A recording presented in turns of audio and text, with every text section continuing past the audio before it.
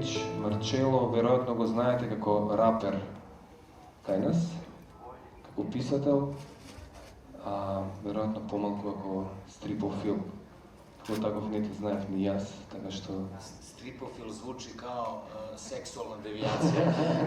Tako je na Wikipediji, tako piše. Obožavala stripova. Dobro večer svima. Marko, ovako, jaz ki zborujem malko, vidik imam zelig sindrom, odnosno se prilagodujem na svoj sogovornik, koji sovrekam kom publikata, veliki sme v Makedoniji, ki sovrekam na makedonski, ki zborujem so Marko, verjetno, ki se šaltam na srpski, so Ivan, ki zborujem verjetno na makedonski.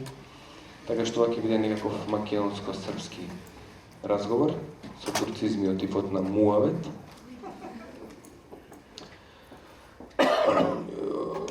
Marko, ovako sad, iz pouzdanih izvora smo saznali da si odbio avio bilet i da si došao Niš ekspresom u Skoplje. Putovao sam, da, putovao sam... Zašto i šta ti je? Gde je tu rock'n'roll? Da, rock'n'roll bi bila poenta pitanja. Putovao sam 8 godina Niš ekspresom, pa mi je to nekako intimno i blisko. I kad su mi rekli da si odbio avio tiket i da si došao Niš ekspresom, pitao sam se zašto si to uradio. Je li to neki rock'n'roll, neka šta god, šta je to? Kako bi to, evo, čisto da krenemo jednim laganim razgovorom. Pa to je ljubav prema Niš ekspresu i njegovim nadaleko čuvenim savršenim uslugama.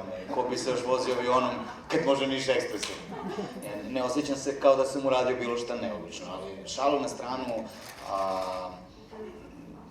Antolog, ja smo tek počeli da sarađujemo i želeo sam da se žare ne potroši za avion. Sam pristao na tu žrtvu, jer znate kako, Alter Ego je serijal zapravo, ima 2 knjige posle ove, pa pomislih, okej, mogu da dođem i Niš ekspresom za sad, pravit ću se da sam fin za sad, ali jeo sam iz mini bara u hotelu, a on to još ne zna, tako da izaći će mu saldo na isto, ali ništa preskupo, 2 čokoladice i 2 soka. Eto, to je. Okej, žalim. Mislim, ja da jedem više, vidjelo bi se po meni, porastao bih, lak sam za izdržavanje i to je to. Inak ovo je posledna večer na Bookstar, 5. izdanje, završujemo sa Marcello. Утре има още едно предаване на филолошкиот факултет во Скопје. Тоа не се важи, се важи, но не се важи, немој така. Инак особена вечерва е Иван Шопов. Иван Шопов ќе го преземе дискурсот.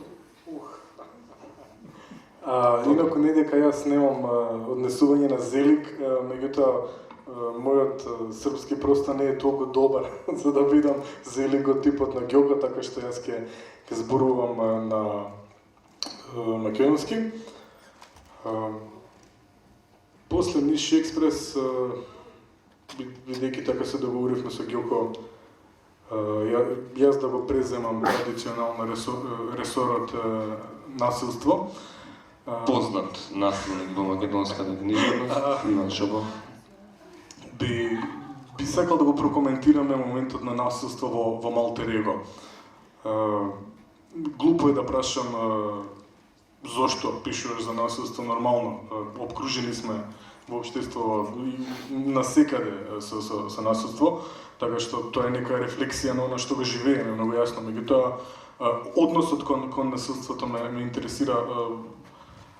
Дали секогаш насилството раѓа насилство? Знаеме, главниот јунак, Лео, во романот се обидува да го канализира поинаку својот насилнички нагон преку имагинацијата во оној свој благоречен алтернативен дневник, Осветариум, каде што замислува како ги малтретира и убива сите оние негативци околу него, но на крајот дури и тој не одолева и посегнува и самиот по насилство. Така што тоа би било некој увод во прашање дали насилството нужно раѓа насилство. Дали може да се остане имун на тоа? Искрен да будем пола твог питања, ponašanja, mislio sam da govoriš nasledstvo. I već mi se oči otvorile kao, da, imam neko nasledstvo u Makedoniji za koje ne znam i onda sam shvatio na pola da govoriš o nasilstvu, odnosno, kako se to na srpskom kaže, nasilju. Jesam dobro zadio nasilstvo? Dobro, ili nasilje? Nije, jasno sve. Dakle, tvoje pitanje, ako sam dobro razumeo, jeste da li je nasilje nužnost. Kad su jednog... Kad si okružen, da. Kad su Stevu Filipovića, mog drugara i komšiju i reditelja tamo u Srbiji, ovako prilično poznatog, a mladog, ako se mi 35 plus računamo još u mlade, pošto se on bavi sličnim temama, pitali su ga u jednoj emisiji ima li nasilje alternativu. Onako prilično jednim dramatičnim tonom su ga to pitali, a Steva je slegao ramenima, razvukao osmeh i kazao, pa ima, naravno da ima. I ja držim da gotovo uvek ima, ali to gotovo uvek je ono što ovu priču zanima. I mene kao njenog autora, naravno. Dakle, Leo je takođe osoba od 30-ak i nešto manje nego ja, koji je očigledno, vrlo brzo zaključim u priči, osoba odrasla na popularnoj kulturi. On razlikuje ili misli da razlikuje fiktivno nasilje od stvarnog nasilja. On je sasvim izvesno upućen u sve te priče koje su se dešavale još od, ne znam, 70. godina, da nasilni stripovi provociraju klince da budu nasilni, ili ne znam, Murovi dokumentarci gde imaš onu scenu gde Marilyn Manson, koji odjednom govori kao bilo čiji komšija i najnormalnija osoba na svetu, kaže ne razumem zašto je neko video nasilje baš iz mojih pesama, a ne od predsjednika koji bombarduje zemlje čije ime ne ume da izgovori. Dakle, Leo je čovek koji razmišlja isto tako. Postoji fiktivno nasilje i ono ne provocira na stvarno nasilje nikoga osim ljudi koji su već bili u izvesnom smislu labili. Dakle, palo je šta je pad u sklonu. I verovatno otud razvija taj hobi, on ima taj dnevnik, kao što si objasnio, Svetarijum, koji nije tipičan dnevnik, dragi dnevniče, danas mi se desilo to i to, nego je dnevnik frustracije. Ima tog izmišljenog junaka, osvetnika, Malter Ega, kog zamišlja kao nešto čovekoliko, ali što nema glavu, ima nekakav užareni oblak dima, pokom pluta to jedno oko sa dve zenice, što je njegov omaž bendu Tool i Maynardu, jer on je inače i gitarista, i pevač, i frontman jednog progressive rock benda koji zove Thanatos. I on se čak tako prazni, sedne uveče i napiše priču u kom taj njegov alter ego ode na konkretnu adresu bilo koga ko je za Lea, što bi psihologija rekla, stresor, osoba koja te stresira, i vrlo se brutalno obračuna sa tom nekom osobom i to na vrlo karakterističan način u odnosu na to kako je ta osoba živela i šta je radila. Ova priča počinje na dan kada se prvi put u stvarnoj stvarnosti ukaže leš osobe koje je prethodno veče ubio u priči. Što njega vrlo uznemiri, jer odjednom nalikuje kao da sad on u rukama ima čuveni Death Note, a onda shvata da nema, jer u Death Note-u, kao što fanovi Death Note-a i mangi znaju, to se dešava prilično voljno, prilično namerno. Ovaj nije imao namere da mu se mračna mašta izlije u javu, jel? Međutim, on vrlo brzo izađe iz te paranoje. Odjednom on utiče na stvarnost. I zapita se nešto drugo, zapita se da li je zaista agresivna mašta tako benigna kako se njemu prvobitno činilo. I šta je uopšte poreklo takvih agresivnih misli. I kako se često, a što imamo ovu neku huku koja pravi da ovo sve zvuči još dramatičnije, i kao što se desi u svim dobrim pričama koje volim, mračna figura iz prošlosti vraća se ponovo u sadašnjost i čini da glavni junak ponovo dođe, šalu na stranu, u tu vrstu moralnog procepa da bira da li se na nasilje uzvraća istom merom ili biraš da ti ruke, a samim tim i duša, ostanu čisti. A sad šta je tu ono što njega buni, kao i većinu ljudi kojima je nasilje, nažalost, ušlo u život ovako ili onako? Problem je u tome da li smo nešto dobro učinili za svet ako smo svoju dušu ostavili čistom, jer nasilnik koji nije kažnjen nastavlja da bude nasilnik. Radeći emisiju Perspektiva, recimo, koja po čitavom regionu, evo bili smo u Skoplju sad pre mesec dana, priča sa srednjoškolcima i studentima o tome šta su trusne društvene teme baš u njihovom gradu. U Bijeljini, recimo, se desilo vršnjačko ubistvo u školskom dvorištu, ubistvo, ne nasilje. I onda taj dečak, ubica, je oslobođen jer mu je otac policajac i neko vrlo bitan u policiji. I ova deca, prijatelji ubijenog, drugovi i drugarice ubijenog, odluče se pobune, odu pred sudnicu i traže da se to vrati, proces, da taj momak bude kažnjen. I ne odustaju, istrajali su u tome. Sad mi radimo emisiju, imaš njih u prostoriji, pokušavaš da razgovaraš o tome kako se osjećaju, šta nameravaju dalje sa svojom akcijom, jel?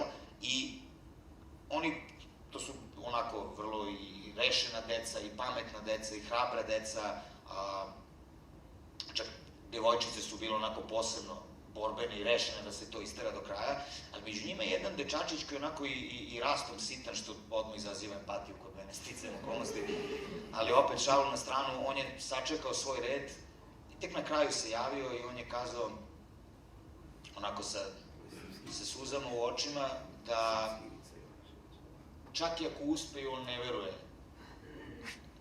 da je to to. On ne veruje da je pravda zadovoljena. I onda, onako, vidiš ga da se lomi, da bira reči, on ne želi da kaže nešto strašno, užasno,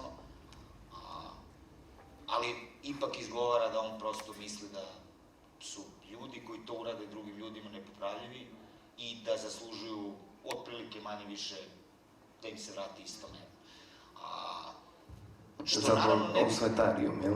Pa da, na neki način, što nas stvarno, znaš, ok, mi sad imamo godina koliko imamo manje više, ali kad čuješ to od nekoga koji ima, ne znam, 16 godina, zapitaš se o stvarnoj prirodi ljudske duše. Da li je nama zaista strano to da ljudi prosto treba da budu kažnjeni, ili mi naprotiv originalno mislimo da baš treba, nego nas neki drugi obziri i društveni razne ograničenja teraju da ipak kažemo sebi pa nekakav god neko bio, ja mu ne želim tu sudbinu. Ja mislim da je ovo drugo tačno. Ja mislim da smo mi u srži svoje prirode prilično užasna bića. Ali me teši što je ovo drugo tačno, jer to onda znači da imamo šansu da odlučimo. Da mi ipak imamo moć odluke, mi ipak možemo da kažemo nagon me tera da uzvratim istom merom, ali razum ili ako hoćete romantičnije rečeno srce, duša, šta god, tera me da ipak ne budem takav. Sad kad je neko jako blizak povređen, onda to naravno malo presavija tvoj moral, a vidimo da u levom slučaju on nije osoba koja brani sebe.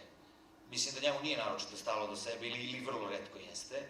Međutim, neko njemu blizak je bio ugrožen i to je uzrok njegove nasilne traume, zbog koje on, kako kroz priču doznajemo, ima problem sa besom, ono što se preko okeana zove anger management. Dakle, ajmo da vidimo kako ćemo to da iskontrolišemo. Hajde ovako, nastavit ćemo ovim tokom. Znači ima drugo prašanje. Samo, izvini, jednu tu bitnu stvar nisam kazao na ono što je on pitao, da li, dakle, postoje alternativa? Dakle, ajde recimo, zašto nije opraštarijum nego je osvetarijum? Zašto nije opraštarijum? Zašto nije oprostiti nego osvetiti se? Mogu da ti odgovorim tehnički kao autor za početak, a to je za... Nema konflikta u opraštarijum. Nemamo konflikta, nemamo dramski čvor, nemamo priču, tako da postoji opraštarijum... Toliko, nema 4 dela. To bi bilo to. Priča bi bila veoma kratka. It's a whole another story. Ne, ali stvar je tu, mislim, stvar zapravo jeste u tome, ja verujem da jedan od mogućih ishoda može biti i to, ali treba do tamo dovesti junaka, jer ne verujem da ljudi kojima se uradi nešto strašno, da im je baš prva misao opraštam ti, okrećem drugi obraz. Pa, verovatno baš ne. Mislim, jeste to hristolika stvar, i predivna stvar, ali mislim da nije sasvim isto kad treba da oprostiš nekome što ti je slučajno oborio čašu sa stola i što ti je povredio bližnjega. Onda malo treba... I ovaj koji je povredio, on ti je bližnji, pa tu sad, znaš, svi su ti bližnji. Nije okej, u jednom opšte ljudskom smislu svakako da, ali u vrlo konkretnom smislu, zemaljskom, ovaj što je povređen je... Bližnji, voli bližnjeg svog.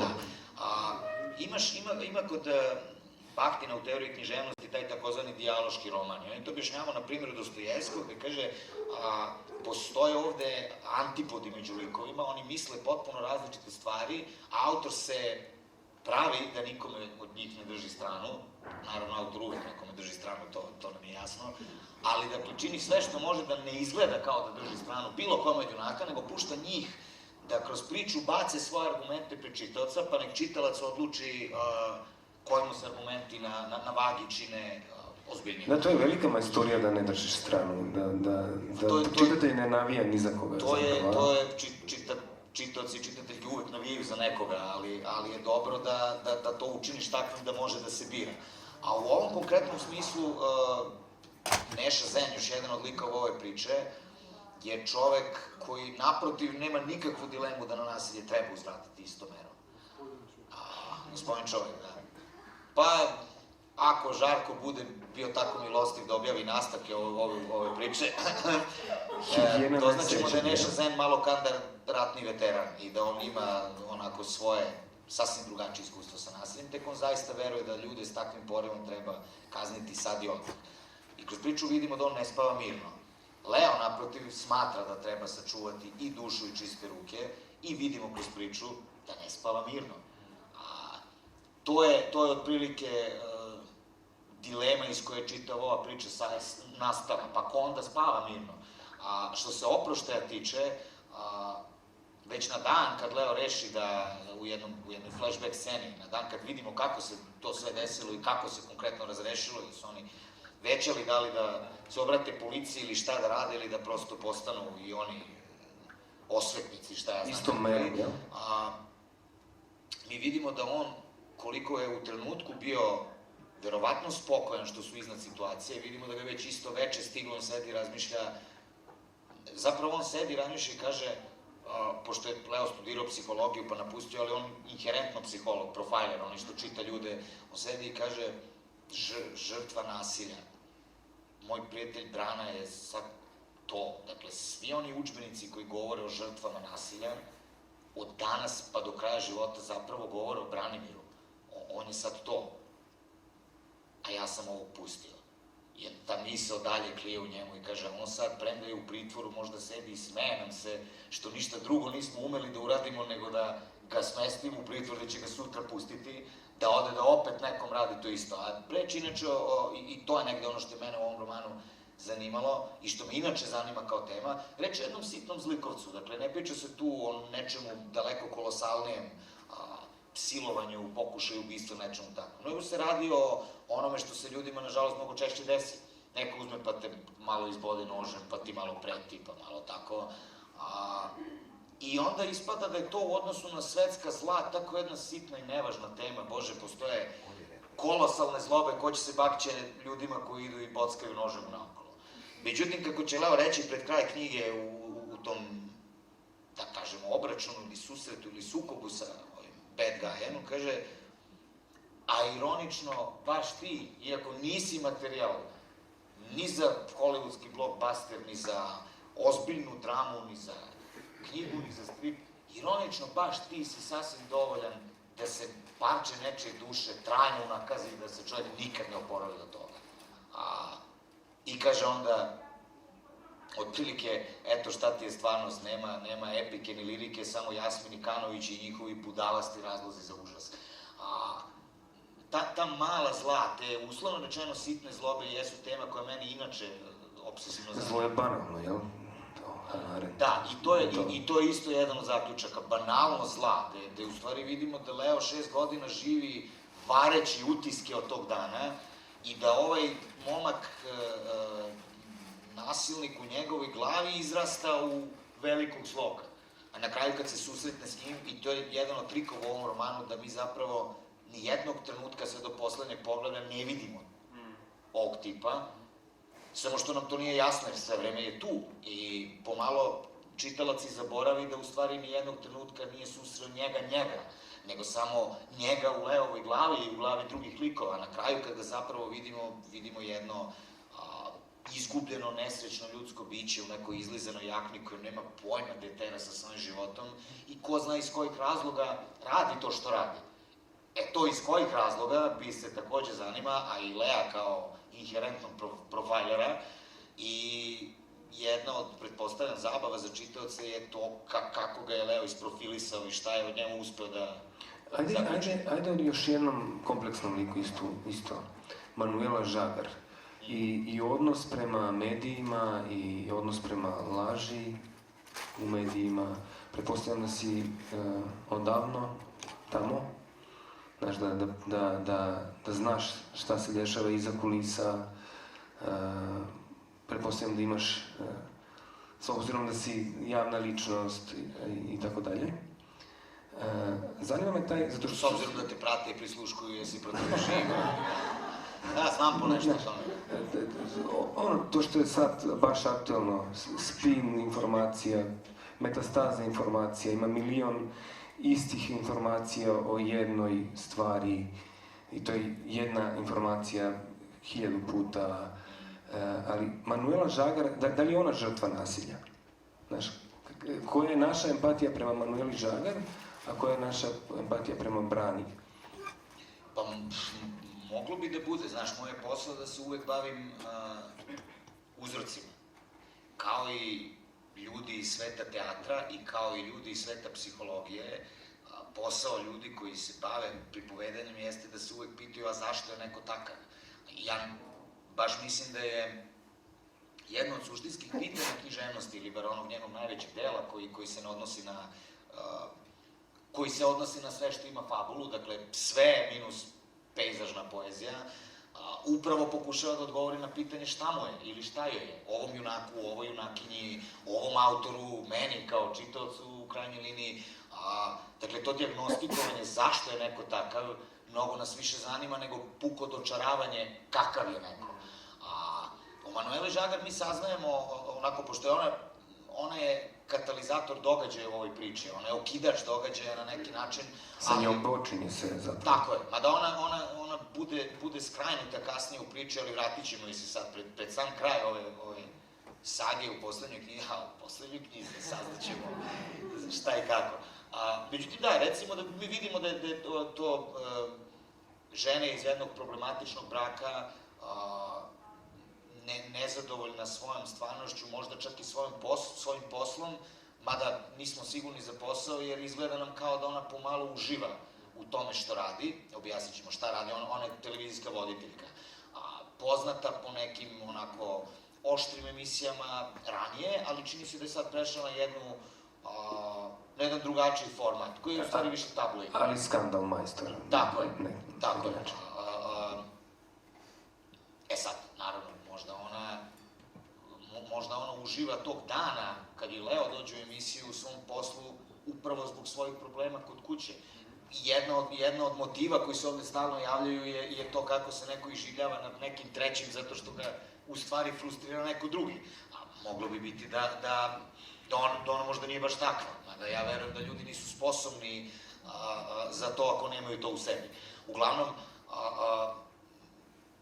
dobro ti je zapažanje da i to ima neke veze s aktualnim ovde i sad, mada je originalno izdanje Rubikove stolice iz 2012. Tad je to još bilo kud i kamo normalno, tako je počelo se pojavljuje, ali to, imaš nekoga koji je očigledno sposoban da bude nov. Mi vidimo da je Manuela Žagar nesumnjivo izuzetno sposobna novinarka.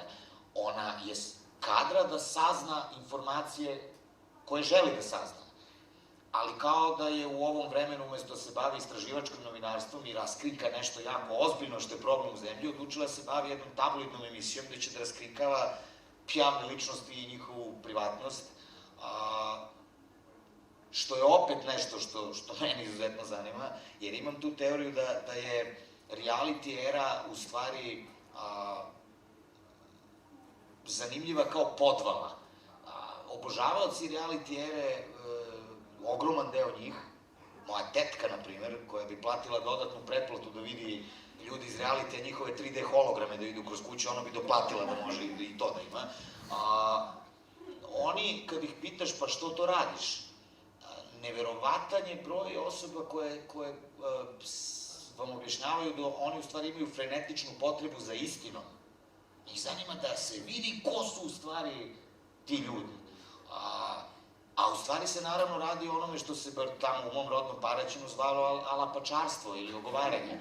Isto je ovde. Da, i nije vezano za pol, imaš ti i alapačare i alapače. To ljudi prosto rade. I sad imaš napokon, ali je bio što... Zvuči kao neka doktorska disertacija. Da, a sada... Alapačarstvo, alapačar... Da, profesor doktor alapačar, pa sam ime i prezime, da. Ne, ali je zanimljiva stvar da pamtim iz detinjstva da su te osobe bile onako, nisu one bile voljene. Ljudi su izbegavali te ljude. Evo ga ovaj što ogovara, evo ove ogovarače, ne družimo se s njima jer će nas ogovarati. I onda je napokon došlo njihovo vreme, kad kao sad, to ne da nije sramota, nego je to poželjen oblik ponašanja. I ljudi gledaju realitije upravo iz tog poriva, ali objašnjenje nije to. Nego su oni zainteresovani za istinu. Oni su ljudi, ljubitelji istine. A ne znam čemu to vodi. To izgleda kao da vodi na kraju do toga da treba da pravimo kuće od stakala, isključivo, da se sve vreme vidiš šta ti to radiš unutra. Jer ako ne pričaš javno šta radiš, znači kriješ nešto. Onda samo ubaciš kameru na laptop i uđeš. I to možeš da rešiš tako, da. Ali, eto, da ne dužim sa tim segmentom, mislim da je Manuela Žagar u stvari za mene primer onih ljudi koji pristanu na kompromis sa epohom i kažu, sad je takvo vreme, a šta ću ja? To je recimo sad u mojoj zemlji vrlo čest argument za svako nevaljalstvo, kaže se ja sam samo radio svoj posao, što apsolutno može da izgovori i čuvar logora koncentracionog. Nisam ja nikog ubio, ja samo stajao na vratima i ja nemam ništa s onim što se dešavalo unutra. Dočim ja poznajem ljude koji bi zbog principa, i da, fraza je nije iskočio ili iskočila iz okvira profesije.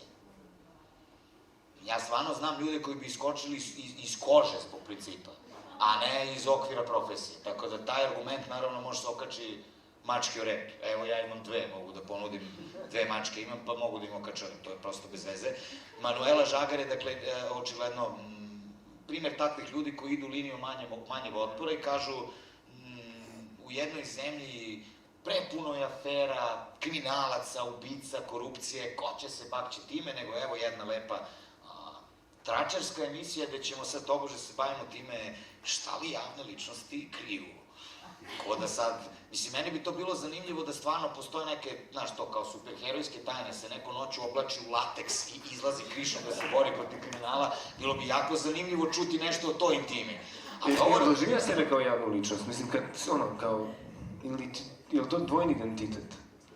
Marko, Marčelo, Marko Šelić, Kroz, Marčelo. I da i ne, moraš da naučiš da živiš s tim, mislim, kad čak i u Niša Ekspresu neko hoće da slika s tobom, moraš da imaš... Da li te prepoznaju na granici? Nekad da, nekad ne. Znaš onog Stojkovića tu na Preševu? Ne, znam Deksu Stojković iz Niša pisca i to bi sasvim dovoljno. Ne, prepoznaju me na granici srazmerno često, naročito na ovoj prema Bosni, što je jako dobro, jer tamo kad imam književne večeri, ja nosim knjige u koferu. Što je, da se ne lažemo, u suštini malo kanda šverc. Ja bih mogao da kažem da te knjige nosim da podelim, da su to moji autorski primjerci, ali mislim da bi graničar onda kazao, ali, gospodine Šeliću, vidite, ovo je roba, a vi je nosite da je prodate i da je ne prijavite, a to se u mom udžbeniku zove šverc. I onda kad se vozim na tamo, sve vreme imam motivacioni govor za samog sebe. Dakle, nije dilema da li si javna ličnost ili nisi, nego moraš da ponavljaš sebi nešto drugo, a to je da se spremaš za, ako te optuži, da kažeš ja sam pisac, ja nisam švercer. Što ubedljivijim tonom, da budeš sugestivno, onako kao da to na smrt uvredio. Ja sam pisac, ja nisam švercer. Mislim, iako tehnički jesi. Kolega Čobon, ti je prezimena? Idemo na drugo. Кога веќе ја спомнавме Мануела Жагар, на почеток тука негде на романот, ја смртно се уплашив, кам ајде да, ако веруваме во она теорија дека има автобиографско нешто во секој лик, види го овој што прави, го изнервирала водителка и ја уби. Кам како јас ќе модерирам настан со овој човек, не боже да му сгрешам. И многу внимателно и придов на материјата. Затоа ќе утеш. Да не завршам во некако посветариум или слично, или полошо. Би се тргнал малку од таа приказна за насилството. Доста симпатични и шармантни се оние епизоди со бендот Танатос.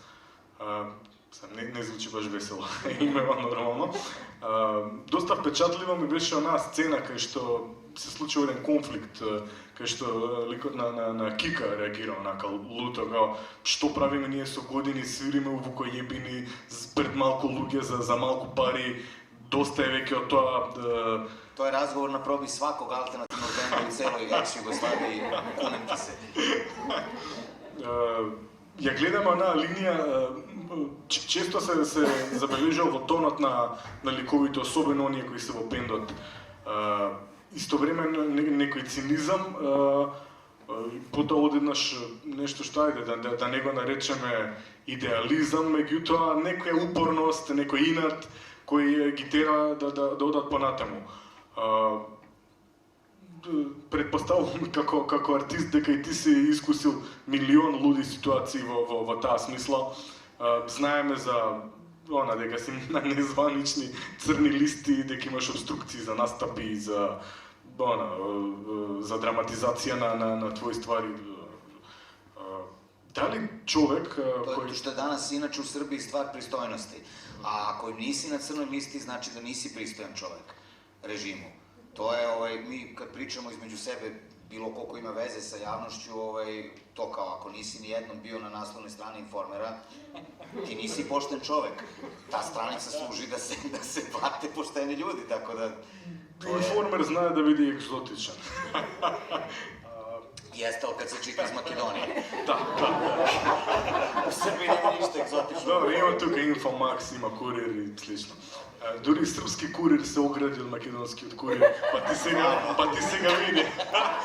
Најсериозно, можеш и линк да добиеш од тоа. Као ние сме будали или немаме врска со овие се хипер будали. Добре, да се вратам малку на посериозен тон. Ајде да речеме дека се биде идеалист во денешно време, значи дека се биде наивен, можеби малку глуп. Но која е алтернативата? Океј, да се биде циник може да е неодговорно, може да биде дури однесување од нека супериорна позиција, све е за никаде, све е безсмислено, само јас сум океј, сега ќе брчам, вие сте ова, вие сте она. Која е она средна линија која би те терала да продолжиш понатаму, а да не бидеш нити глуп, нити супериорно неодговорен? Pa meni se cinici nikad nisu dopadali. Cinici su, među to izuzetno zabavni ljudi i vrlo su duhoviti ljudi, a u tom smislu oni umeju da bacaju odlične crnohumorne fazone na račun celog sveta. Međutim, šta se desi, evo, hemijski eksperiment, šta se desi kad staviš idealistu u blizinu cinika i u blizinu ravnodušnika? Kod ravnodušnika idealista izaziva gotovo sažaljenje. Kod ravnodušne osobe, pazi, koja bi trebalo da ne osjeća ništa, ravnodušna osoba kad vidi idealistu, on je na foru, jadan. Međutim, cinik ga takvom silinom napadne i toliko vreme utroši da ga ponizi i upropasti, da ti vidiš koliko ciniku nije dobro. Cinik nije srećan čovek. Za razliku od ironičara, koji ima jednu, rekao bih, finu granicu dokle tera sa tom istom osobinom, možda je to u smislu supstance od koje je napravljeno, to je ista stvar. Ironija i cinizam. Ali je cinizam nekakva metastaza ironije, neko stanje koje već samo po sebi neizlečivo jede sopstvenog domaćina. A ironija to ne mora da bude. Ironičar može se biti, ili ajmo ovako, može se biti povremeni ironičar, ali cinik je uvek cinik. On nikad ne izlazi iz kostima cinika, on je prosto to. Tako da ja ne mislim da je rešenje biti cinik, ali svakako mislim da imamo problem. To jeste situacija sa Leom i njegovim okruženjem. Oni jesu idealisti i jesu ljudi koji su okrenuti popularnoj kulturi, umetnosti, to je njihov svet, to je ono što njih zanima. I oni se, što mene inače zabrinjava i privatno, pokazuju potpuno nesposobnim da se snađu u ovakvim okolnostima. Oni nemaju nikakav alat u svom setu alata kako se ovo radi. Znate, u suštini i svima nam je jasno, hajde da sve rešimo razgovorom, hajde da oprostimo, to što smo malo prepričali, sve dok se to ne desi. A onda odjednom shvatiš da nešto nije u redu ako tako lako pustiš, a nešto nije u redu ni ako ne pustiš, ti nemaš kud. Prosto, ja duboko verujem da nenasilni ljudi ozbiljno ne razumeju nasilje. Ne znaju šta da rade s tim, to se opire svemu u njima. I to je strašno. A sad, nasilje uzet ćemo u najširem mogućem smislu. Represija režima koju smo sad spomenuli, razne neke te represije, cenzure, razna progonstva ljudi koji ne misle isto, recimo, je isto neka vrsta nasilja s kojom ljudi nemaju šta da rade. To je trenutna situacija u Srbiji. Ako te neko stavi u situaciju, treba da budeš, Bože me prosti, sad će da me čuje, jer me i sad prisluškuje, treba da budeš bombaš samoubica, jer više ništa ne vredi da protestuješ i da ono kao, mi ćemo ovo rešiti mirno, građanskim sredstvima, a ovaj ti se smeje. Bombaš ubica kao Čika Draganče. Da, on je to ne, ali to... Taj junak je to spomenuo zato što osjeća da, odnosno zna da je smrtno bolestan i onda to je jedan epizod... Ali on je idealista i entuzijasta zapravo. Mislim da o njemu ne znamo dovoljno, više je s tim likom poenta nešto drugo, o tome da s njim je poenta da li je važno šta su ljudi bili ili šta zaista ili šta su za nas. Ovi junaci upoznaju tog noćnog čuvara pred sam kraj njegovog života, onda kad umre pokušavaju iz njegovog telefona da dozovu nekoga, onda dobijaju potpuno oprečne informacije o njemu, tako da na kraju nemaju pojma ko je bio čovek koji na kraju nije imao ništa i umre na podu jedne male redakcije jednog književnog izdavača. Ali to na stranu. Kako si me sad lepo zezao, pa ne znam šta smo rekli. Nešto je bilo, da. Hoćeš da te prebacimo nešto drugo pa da se vratimo? Ne, nego to, oko toga da prosto ti pokušavaš tim mirnim sredstvima, legalnim sredstvima da kažeš ja se s ovim ne slažem, ja na ovo nikako ne pristajem, ovo je moja crvena linija. I to sve uspeva sa ljudima ili u društvima, te crvene linije zaista postoje.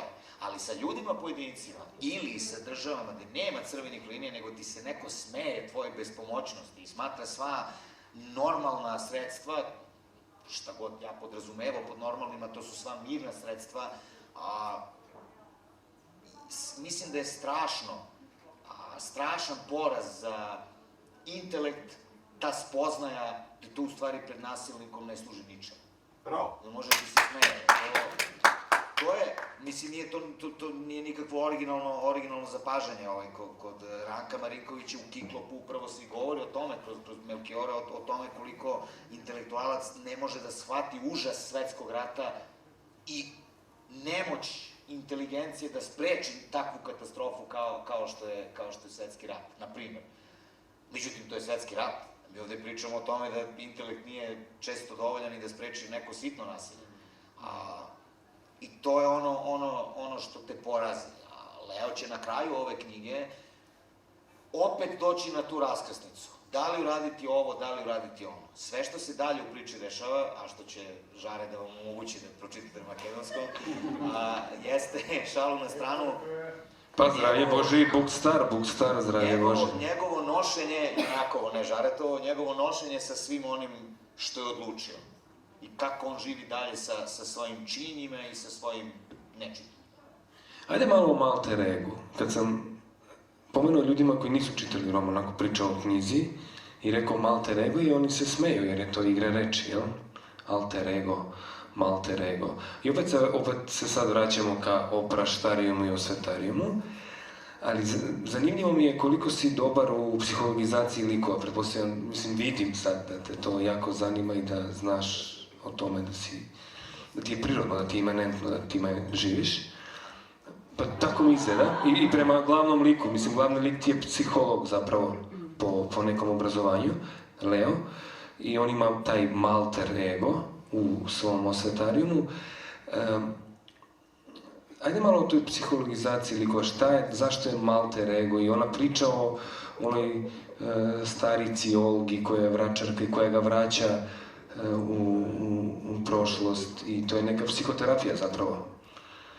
Neke vrste hipnoze, da se on vrati i da zaista vidi šta se desilo iz neke perspektive gde ne može uticati više, gde može samo posmatrati, jer je bitno biti posmatrač stvarnosti ponekad, jer je to jedini način, kažu barovi sa istoka, videti stvarnost kakva zaista jeste, a to je gledati je sa strane i samo ne suditi, nego samo deskripcija.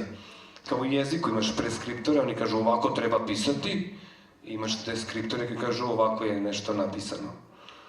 Zapravo i tvoj roman je napisan tako što bi ne bi smelo da se dira i kad se prevodi ne bi smelo puno tu da se interveniše i trebalo bi pažljivo da se prevodi jezik, stil. Pakao prevodnicima. Pazi, zato što makedonski je blizak srpskom i onda je nama teško jer naše su... Na ukrajinski me zove svakog dana, ovih dana da pita po nešto, tako da... Pa ne znam, evo, krenut ću od pozadnje sa tvojim pitanjem. Za meni se bar čini da se život mora i živeti. Ne može se samo posmatrati sa strane, nego pretpostavljam da bi nekakav, uslovno rečeno, recept bio taj da malo živiš pa malo staneš da promisliš šta si to živeo. Dakle, imaš pravo da stisneš ponekad pauzu na daljincu života, ali teško mi je da zamislim život u kom samo posmatraš sopstveni život sa strane, jer onda nema šta se posmatra, jel? Na neki način to mi dođe malo paradoksalno, mada razumem ljude od vere koji se opredele za takav život, jer oni posmatraju život čitavog čovečanstva sa strane, to je nešto drugo. I to razumem i poštujem, ne bih rekao za sebe da sam verujući, ali poštujem ljude koji verujući zaista jesu. Sad ovo što si me pitao, ajmo da krenemo od Olge. Olga je jedna od čitaocima dražih junakinja ove priče. I da, Olga je jedna baba koja živi tu u zgradi kod Lea, koja navodno, da, bavi se nekom vrstom vidovnjaštva sad. Da li ona gleda u dlan, da li gleda u karte, da li gleda u gravče, da li gleda u šolju ili u WC šolju. Na Balkanu dosta dobro može da se prorekne budućnosti gledanjem u WC šolju, ne samo u kafenu, na našu sreću. Međutim, ono što nekako kroz priču saznamo od Lea jeste da je ona njemu nekada spomenula da ona zapravo radi nešto drugo. Ona tvrdi naime da ima dar da pipa misli i da ljudi dolaze kod nje zato što kad sedneš kod nje u stolicu i po izvesnim uputstvima koje ti ona da u tom trenutku, ona krene, ajmo uslovno reći, nešto što je masaža glave, uraditi nešto svojim prstima što učini da se ti, kao što si ti kazao, ponovo vratiš u nešto što si već proživeo. U smislu, fizički ti ne mrdaš s mesta, ti si u toj stolici, ali kao da se tvoja trenutna svest, aktivna svest suspenduje i u glavi ti se pusti film, snimak prethodnog događaja, s tim što ti nemaš svest da ga gledaš iznova. Imaš utisak da ga ponovo proživljavaš prvi put. A kad se vratiš iz tog transa, kao i kad se probudiš iz naročito živog sna, ti si svestan da je to san. U ovom slučaju ti si svestan da se to nije desilo malo pre. Ali je emocija u tebi živa kao da se desilo malo pre. I ono što mene jako zabavlja je razmišljanje ko je onda Olgina klijentela i iz kojih sve razloga ljudi dolaze kod nje. Naravno, pretpostavka nam je da bi se svako vratio u svoj najlepši dan života i proživao ga. Jedan produžetak o Olgi. Zapravo zbirka priče. Spin-off show. Znaš kao kod Igoa, ono, tako mu se zovu. Da, jadnici. ja jesam im u glavi od uvek, vrlo bi me, ali to bi bila zbirka priče, zaista. Dakle, o ljudima koji dolaze kod Olge i o razlozima zašto dolaze kod Olge. Međutim, čitaoci vrlo brzo zapaze odnos između Lea i Olge, u kome ima nešto neverovatno ambivalentno. Mi vidimo da Leo osjeća nekakvu bliskost prema njoj, koja možda koja nije samo komšijska i ona vrsta bliskosti koju nam pravi ljubaznost prema starijima od nas. Mi vidimo da ona njega intrigira na nekakav način i da on, pa mislim, dođe u jednom trenutku i do toga, ali sa svim komšijama se u jednom trenutku psuješ, jel to mi na Balkanu najbolje znamo, tako da to nije ništa specijalno vezano za Olgu i Lea. Nego, čini se da kažem, osjeća bliskost prema njoj, ali da ujedno na neki vrlo čudan način strepi od nje. On se zbog nečega boji toga šta Olga zna ili šta Olga jeste. Možda zato što u jednom trenutku on završi na njenoj stolici, što ga onda tera da prizna da na ovom svetu postoji više od onoga što mi vidimo očima. Sad on naravno može to sebi da objašnjava racionalno, hipnozom, ovako, ali postupak jeste sličan hipnozi, samo je daleko življi. Ali više puta ona izgovori neke kriptične rečenice koje nam nisu jasne ni nama ni njemu, kao da zna više nego što govori. E sad, kad smo kod onih parova junaka koji govore suprotnu stvar, pa možemo da se opredeljimo šta god hoćemo,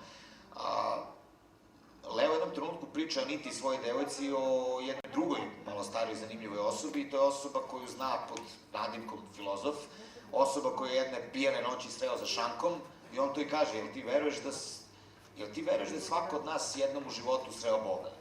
Što je inače česta tema u književnosti, jel? I kaže, to što mi je taj čiča filozof to veče kazao, iako ne zna ništa o meni, vrlo me zaintrigiralo i sve vreme sam se pitao ko mi se to obraća kroz njega. Naravno, Anita, Leova devojka, kao racionalna osoba, kaže vinjak ti se obraća kroz njega i tu se dilema završava budalo, ali izgleda da nije samo to. Jer filozof zastupa stav da se ništa ne drži u komadu ako ne postoji lepak, ako ne postoji malter, nešto što drži komadiće na okupu. Nasuprot tome, Olga će u jednom trenutku reći, Leo, vidiš onu lampu, razbila se. I ja sam je zalepila, ali ti vidiš da je razbijena, zar ne? To ne vredi ništa, ono što se razbije ne može se sastaviti nikad. Dakle, ona zastupa potpuno suprotnu stvar, da je nemoguće zalepiti ono što se nekad raspukne, a to nas vrlo zanima u ovoj priči na nivou likova, da. Međutim, izgleda da je Leo više na strani onoga što je ovaj filozof kazao, i on upravo zbog toga, tog svog imaginarnog junaka osvetnika, i zove malter ego. Dakle, to je malter koji njega drži na okupu da se ne raspadne. To je njegov anger management.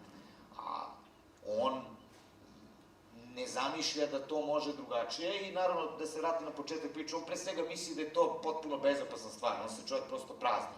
Ali ima ta jedna lepa scena koju ja jako volim, kad ga Anita, pošto oni nisu bili zajedno, pa su opet zajedno, se tako malo evociraju uspomene.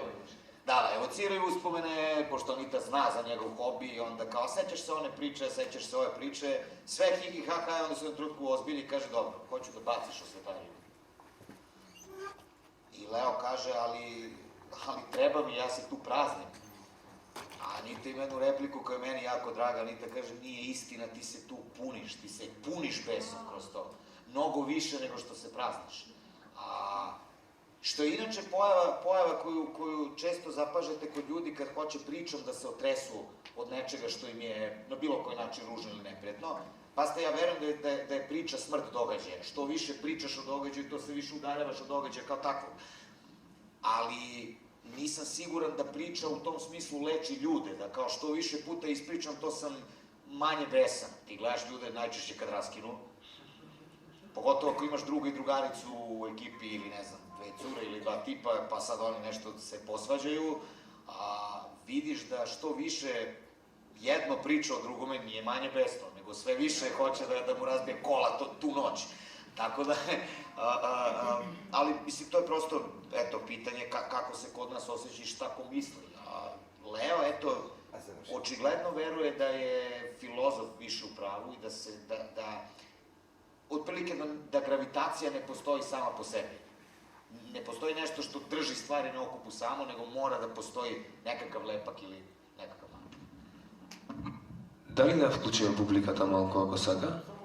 Ајде, повелете, колега Шопов. Јас ќе бидам традиционално дигресиран сега. Кога те представуваат, обично оди на традиционално музичар, рапер, колумнист, писател и така натаму. Јас како љубител на треш култура, обавезно би додал и автор на една култна репортажа од Сајам на книга во Белград, ако не се лажам, 2013. Не знам колку пати го имам гледан клипот. Дали нешто се променило во меѓувреме во таа културна средина? Jeste. U tom klipu, dakle, neki vrlo nepristojni ljudi koji se izdaju za pesnike, viču jedni na druge i do kraja se tuku. Ja sam bio na štandu pored, i ne samo ja, nego mnogi drugi ljudi, morao to da trpim. Da li se nešto promenilo? Odgovor je da. Više nismo tu na štandu, nego smo u drugoj hali. Tako da što se nas tiče, promenilo se, ali ne mislim da se problem rešio sam po sebi. I taj klip, ja sam objavio taj klip upravo s namerom da prikažem ljudima na šta to liči, ljudima koji nisu bili tu tog dana, jer prosto, da li je moguće, ok, ja znam da ovo zvuči leovski idealistično, ja znam da sam od svojih 36 godina proveo bar pola u toj iluziji, da su ljudi koji se bave, ili bar pokušavaju da se bave nekom vrstom umetnosti, plemeniti ljudi, pristojni ljudi. Ja sam ta budala, mene je frapiralo kad sam počeo da otkrivam da je moguće biti vrlo rđava osoba, biti sjajna. Sad ovde postoji još strašna kategorija, ljudi koji uopšte nisu nikakvi umetnici, a pritom su grozni i nepristojni, dakle. I što je vrlo zanimljivo, nekako iz nekog razloga, baš oni... Pesnički ultimate fight, ko će gledati? Da, to je neki u stvari slam, poezija, fight, ali nisu to planirali, da. Nego je meni takođe tu simptomatično kako baš oni uvek imaju i taj nacionalni naboj u sebi. Oni uzmu mikrofon na sajmu knjiga i onda recituju uvek ovako o zori slavuju i ruži koja nikad više za nas ne mislim. I često imaju. Ne, ali ima i žena, one nemaju bradu. Ne znam, ali one recimo isto tako i prosto, kako da vam kažem, nije svaku šalu na stranu, nije umesno da im ja sudim u smislu umetničkih dometa, mada bih mogao, školovao sam se za to, na mojoj diplomi piše profesor maternji jezik i književnosti, tako da tehnički mogu bih da ocenim te pismene zadatke, doduše objavljene u obliku knjiga, ali nije stvar u tome, prosto sajam knjiga je sajam knjiga, nije sajam književnosti. I nije sajam književnika. Tako je, treba prosto shvatiti da, nažalost ili na sreću, svaki tekst smešten između korica zove se knjiga. Umetnički dometi toga su nešto drugo, ali svako ima prava da izloži knjigu na sajmu knjiga i da tvrdi da je to najbolje delo na svetu, da je to izuzetno visoka književnost, tako dalje. Nije sporno to. Jeste sporno kad sednemo da o tome pričamo, ali inače nije sporno. Ali nepristojnost i prostakluk na jednom mestu koje bi trebalo da otprilike jedan od poslednjih bastiona kulture, i dalje jedan od najvećih kulturnih događaja na godišnjem nivou u Beogradu, tu takvo ponašanje onako baš ne pripada i baš te zgrane. Da ne govorim o tome što u tom klipu se vidi onaj jedan čuvar koji je neki čičica, totalno Alan Ford scena. Neki čovek koji kaže... Da ga obezbedujem. Neki čovek koji kaže... zovite obezbeđenje. Čiča kaže, ja sam obezbeđenje. A Čiča kaže, dobro, idi zovi nekog ozbiljnijeg. No, baš je super što si tu. A sad idi i pozovi nekog. Mislim, sve je to onako... Kao neki teatar apsurda. Ti misliš da je neko napisao tu scenu da se zafrkava, a dešava se na moje oči i vrlo je stvarno. I nažalost, mnogo teatar apsurda se izlio sa tasa kako je život značen na ulici u stvarnosti. Ти однапред го кажа одговорот на моето следно прашање, баш такав да споменам таа сцена.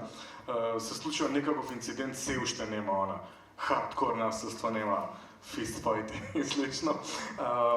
И оној сирот дедо, кој се представува како обезбедување, веднаш е дисквалификуван затоа што не е доволно физички силен и со тоа добива карактеризација дека е неозбилен. Позовите неког озбилнiji. Pa dobro, ali ja dopusti, ja se s time slažem, ja nisam ni za kakvu diskriminaciju, ali čovjek koji obezbeđuje, koji treba da spreči ljude se tuku ili da izbaci nekog ko se tuče, a zapravo je onako bespomoćni dekica, nešto nije u redu sa onim koji je smislio to tako treba, jer onda on jedino ima opciju da... Сепак е тоа заедна книга, луѓе... Случай pištolj da bi sprečio Тоа е nas. заедна книга, луѓето не очекувале дека може да дојде. Pa možda da, tako je. To si dobro zapazio, da, neko verovatno ne očekuje da može dođe do tuče na samom knjigi i kaže okej, kaže svom deki, možeš da radiš kao Не знам дали тоа се уште е така, меѓутоа во зградата на Македонска радио телевизија едно време беа скроз строги, не може да влезеш натре ако не си пристојно облечен. Јас бев само придружник на една девојка која требаше да гостува во живо во ТВ Дневник. Имаше трема. Ајде дојди со мене. Август 500 степени, нормално, кратки панталони и сето тоа, и однеднаш неки чували. Господјата, да, ти не може.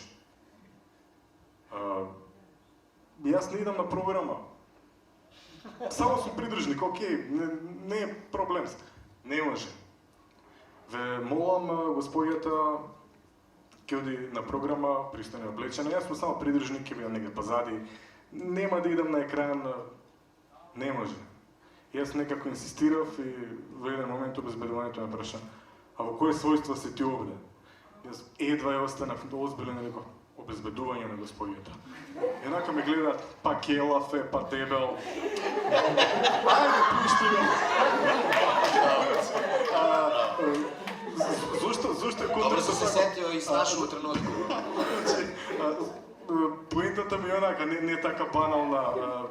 Ова е дури тажно, ти можеш да бидеш сериозно третиран, само ако некој макар се посомнева дека ти си некој снахатор, некој насилник. Аз знам, зато мене цело живота не доживljavaju ozbiljno, ja razumem šta pričaš. Тоа е скроз плавно. Добро што некој не реши малку по-конкретно да го провери тоа. A šta je bilo pitanje? Šta je bilo prašanje sa ovom dovoljno? Прашање? Ништо прашање е завршено, беше ти се одговорио. Око обезбеđenja и тај слем на сајму. Публика? Колко е часот? Kasno je. 10:10. Веќе да привршуваме, така? Има прашања. Ајде, од публика. Нема прашања, јас само сакам да ги Видите да закажам. идете па се јавите. Мога некој да... Јулија Петровска, повелете во програма сте. Вие ќе бидете во програма која ќе завршите со сценава, вие сте во програма. Во ред. Да го привршуваме настанов. Марко ќе потпишува книги надвор. Има прашања, повелете. Сакате да дојдете тука на микрофон или ќе станете оттаму па ќе бидете доволно гласни?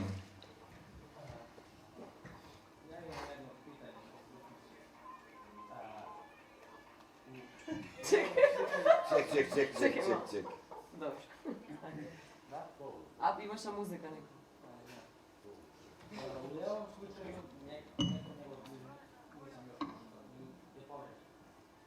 U slučaju koji ste ispričali u dijelu, dečaci i devojke su preživjeli ubistvo svog druga.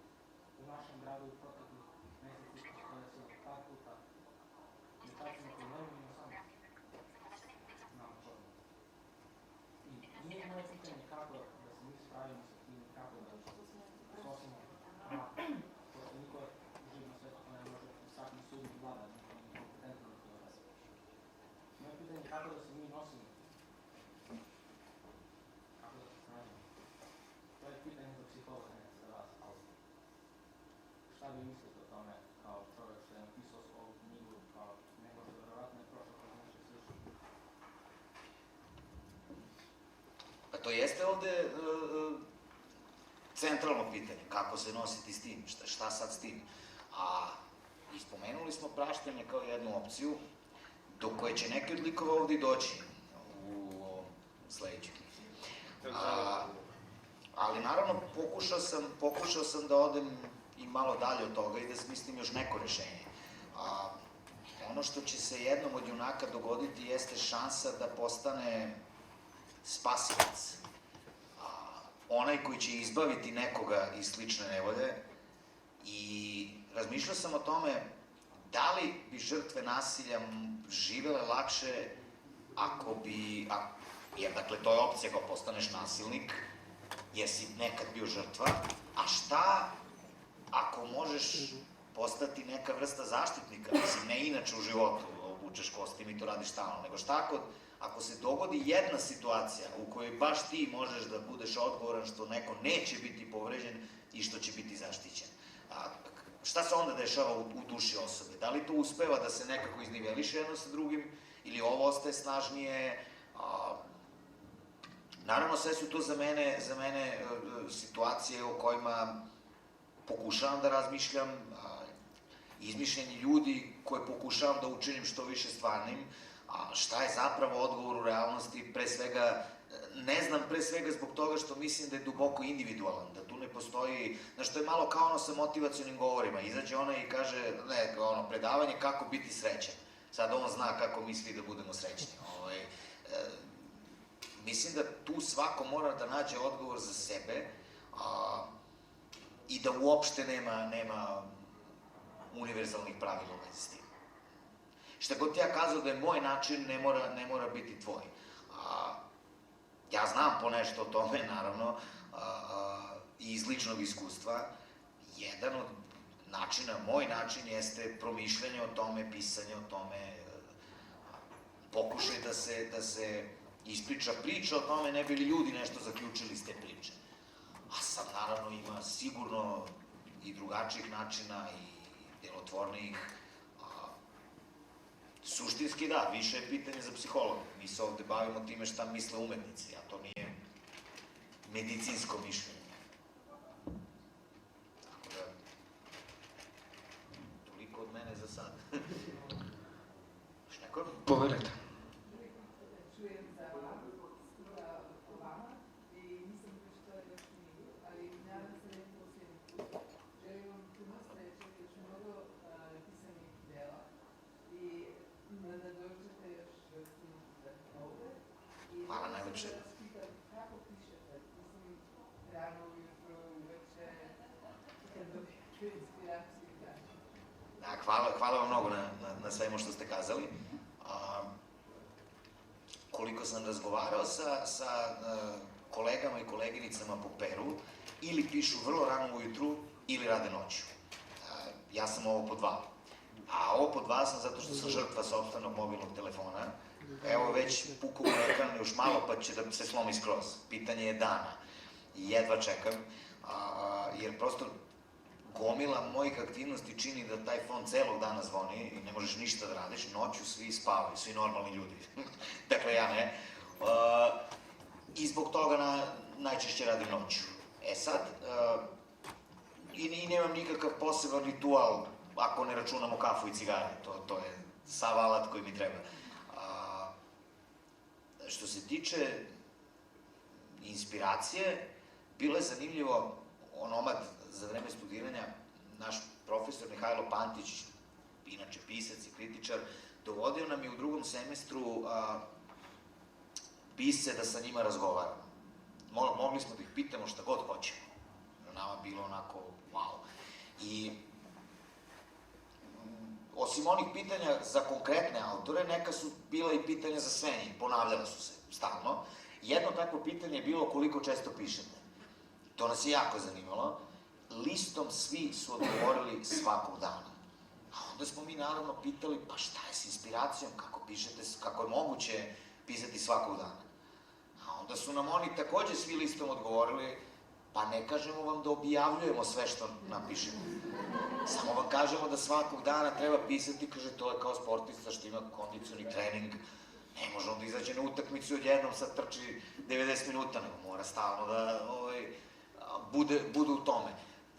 I dalje nam je zvučalo čudno, ali mi koji smo nastavili da se bavimo pisanjem, otkrili smo da to jeste tačno, svakog dana pišeš nešto, makar to bile nekakve tvoje crtice, spomenu Branka Marinković igrom slučaja, mislim da on u jednom intervju kazao, kaže, pisanje nije to sad ću ja sesti i pisati, nego, kaže, one ceduljice, one maramice iz kafane sa po jednim stihom ili jednom rečenicom, koje na kraju istreseš iz džepova i onda od toga pokušavaš da napraviš nešto, je to mnogo više liči na pisanje.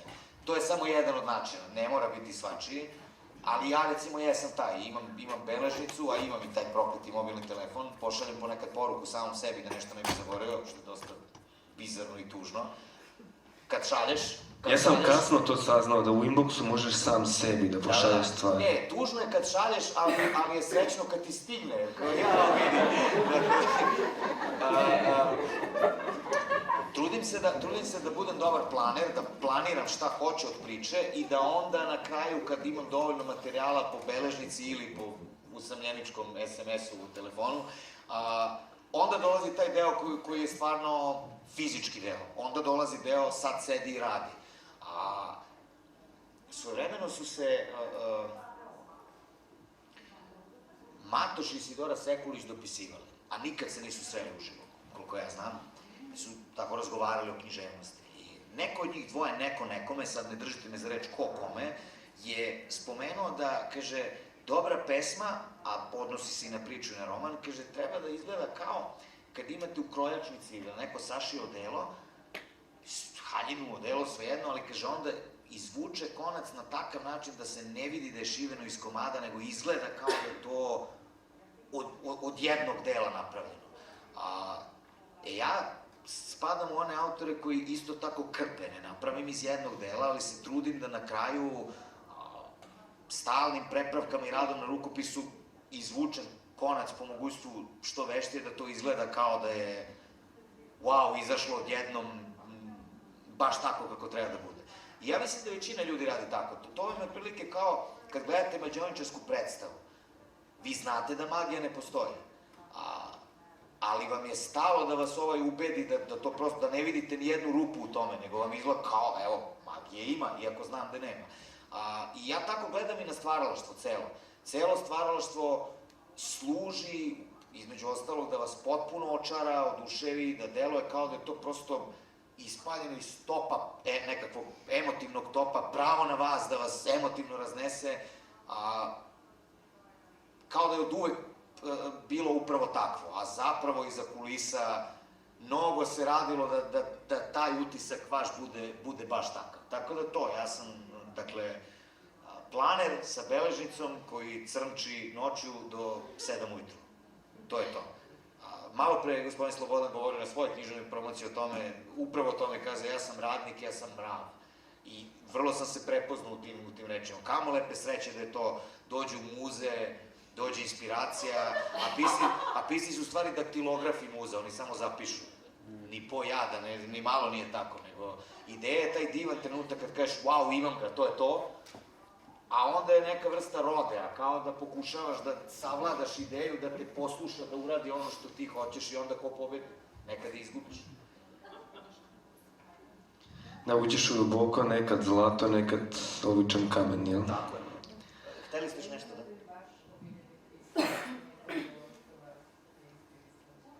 Mene uvek kad to pitaju intervjuima, ja kažem da to nije pitanje za nas koji živimo ceo život u tome. Uvek sam zavideo novim manekivkama i starletama što one kad ih to pitaš, ona odmah znaju odgovor. Oni kažu alhemičar, ili kažu Da Vinčijev kod, ili kažu Blago cara Radovana. A najčešće je to u stvari jedino što su pročitali, onda naravno da im je to najomiljenije. A ja zato volim da me pitaju o slikarima, na primjer, i onda ja kažem Magritte ili kažem Schiele, a mislim se znam još desetoricu i kao, lako mi je da berem. Žao mi je što ne poznam više, što ne znam više o slikarstvu, ali hoću da kažem da mi koji se bavimo ovim nekako osjećamo nepravdu šta god odgovorimo. Šta god vam ja sad kažem, pomislit ću ja, ne, a što nisi rekao ovoga, što nisi rekao onog. Tako da ja nikad ne... Voliš stripove? Ajde o uticaju stripa na roman. Pa evo, i to možda ima veze s tim. Tiziano Sclavi, tvorac Dilana Doga, je bio i ostao jedan od mojih omiljenih. On je i pisac, i prvenstveno je bio pisac pre nego što je bio strip scenarista, nažalost nije prevođen u našim krajevima još. Ali recimo pokojni Eko je kazao da jedino iznova uvek može da čita Bibliju, Homerove epove i Sklavijeve epizode Dilana Doga, što je kao otprilike najlepši kompliment koji možda dobiješ na svetu, pritom od Umberta Eka. Sklavije je recimo jedan od autora koji su sigurno mnogo uticali na mene, jer je on onako jedan postmodernista koji i dalje drži do dobre priče, što nije tako čest slučaj. Postmodernisti najčešće vole da rasture priču na komade, kao ono kad rasturaš igračku da vidiš šta ima unutra. A ovaj Sclavi voli dobru priču, ali voli da se njome igra na postmodernistički način, da probija barijeru, autor priča, stvarnost mašta i tako dalje. I ono što se meni jako dopadalo od uvek je što je on bio pun referenci na popularnu kulturu. Na književnost, na druge stripove, na muziku, na kinematografiju naročito. Ali to je radio na način da se ne osjetiš glupim ako to nisi gledao ili čitao. Nego naprotiv, zaintrigirate pa kažeš ovo, moram da vidim i da pročitam zato što je on to sad ovde spomenuo. Mi danas živimo u eri linkova, sad linkovi fizički postoje, i ta intertekstualnost je sad još konkretnija nego što je nekad bila, ali ja to volim da radim kao autor, volim da ugrađujem reference na stvari koje volim, a pazeći upravo na ovo što sam sad ispričao, da se čitalac, ako ne prepozna referencu ili ne zna ništa, on joj ne osjeti glupim, nego ga to ni malo ne ometa da nastavi dalje. Onaj ko zna, bit će mu zanimljivo to namigivanje, a onaj ko ne zna, ali je provalio referencu, najsrećniji sam kad to, ovo što sad rekao, putokaz ka daleko većim autorima nego što si ti, onda si odličan posao. Да затвараме полека? Имаш нешто да додадеш? Да. Може да одиме без крај разговоров, ни оди добро, имаме уште куп прашања. Ајде уште едно прашање од публика, а потоа ќе има уште прашање од публика, ама надвор од сценава, односно надвор од Кино Фросина, каде што ќе може да се дружиме сите заедно. Марко ќе подпишува книги, се надеваме дека ќе ни го вратите малку и да си го доправиме муабетот. Ајде посебно прашање од публика, ќе му се заблагодариме после на Марчело и одиме надвор од Кино Фросина.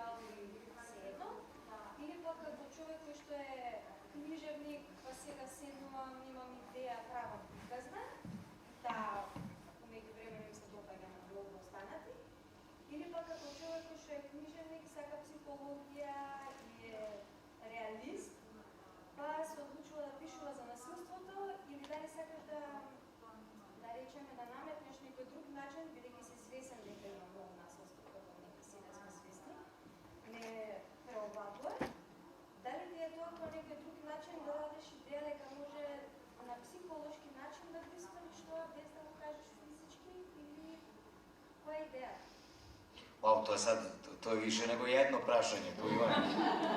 Baš si mi isprašila, pošteno. Evo krenut ću od početka, od ove priče koliko tebe ima u tome. To je nekako ono što nas, hteli mi ili ne, uvek nas to zanima o autorima. Bile u književnosti onih škola misli koje su tvrdile da o autorovom životu ne treba da znamo apsolutno ništa. Čak ni ime i prezime, nego treba da se bavimo samo delom. Onda je naravno bilo i drugih škola mišljenja koje su kazale pa da, ali ima specifičnih slučajeva gde je jako važno poznavati biografiju autora, makar letimično da bismo razumeli delo. Sad šta je onda tu u stvari istina? Kako to autori rade?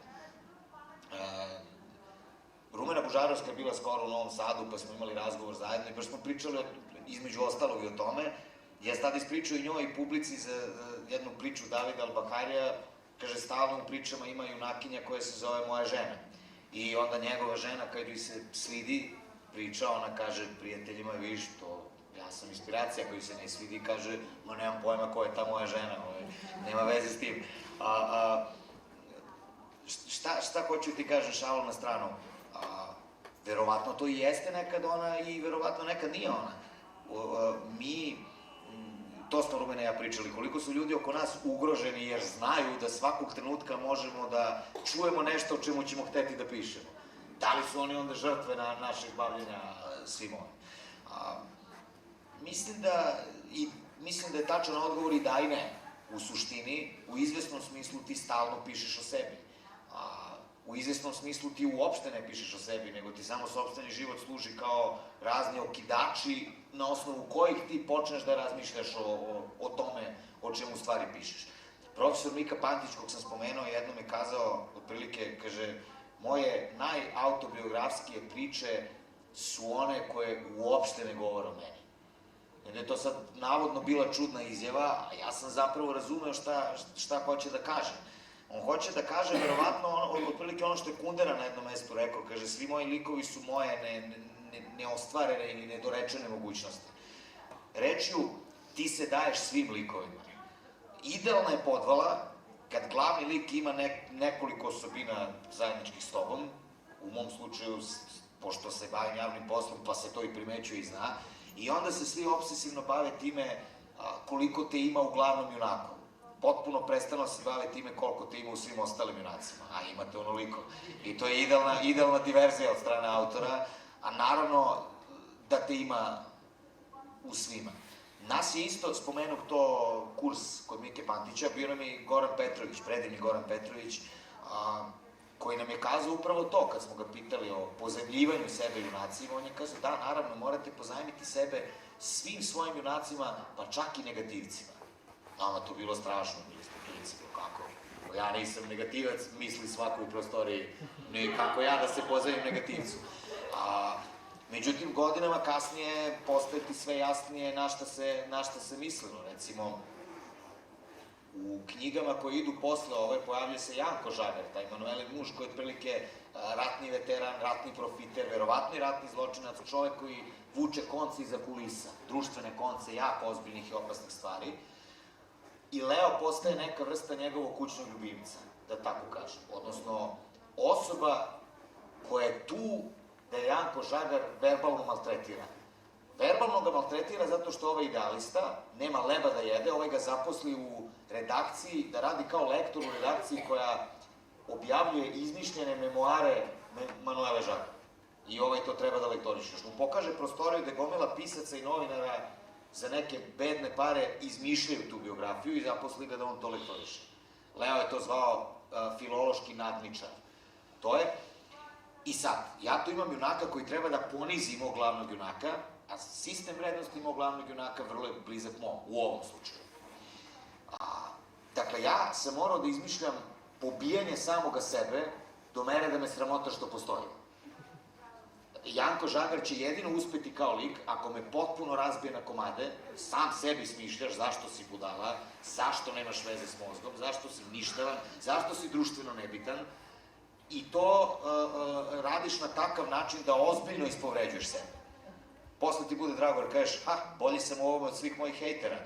Wow, ali ima veze i pričam primer zbog nečega u što duboko verujem inače, a to je da bilo koji autor koji se hvata te takozvane angažovane umetnosti ili ima nešto da zameri svetu i da kaže ovo nije u redu, ovo nije dobro, ako ne stavlja samog sebe na operacioni sto kroz ono što radi, ne nužno direktno, ne tako što za Boga nam se ispoveda i piše biografiju, ali ako je spreman da se uhvati u koštac sa svojim strahovima, sa svojim manama, onda mu dopuštam da mi kaže i šta sa svetom nije u redu.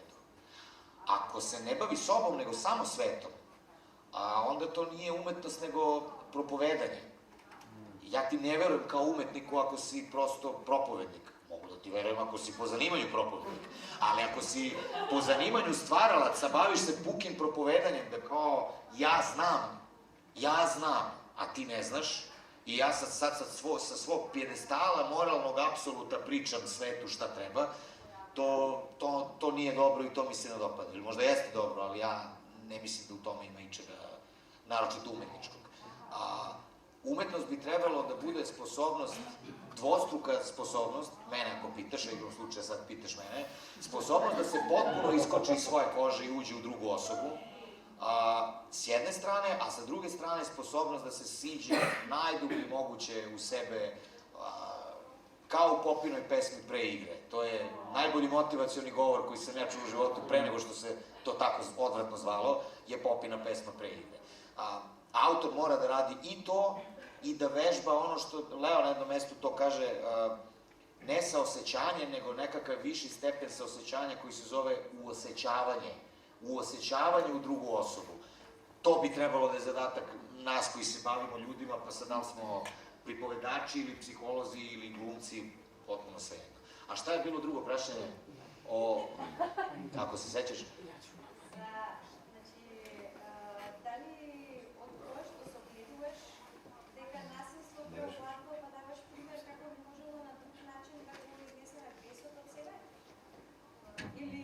Mogu bi biti tako, da.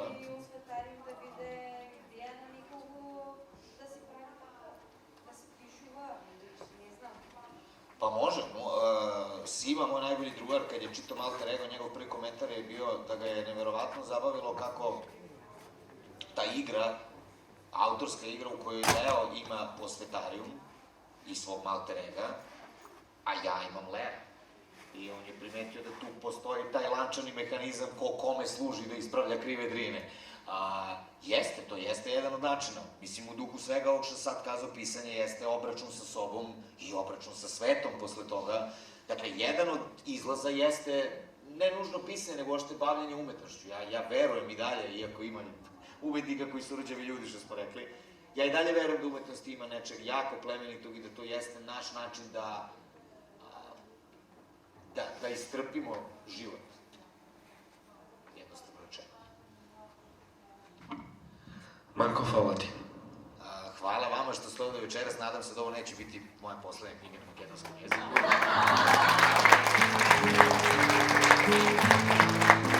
Marko Šulić, Marčino, Matarino, knjiga prva, Rubikova stolica, Rubikov stol na makedonski.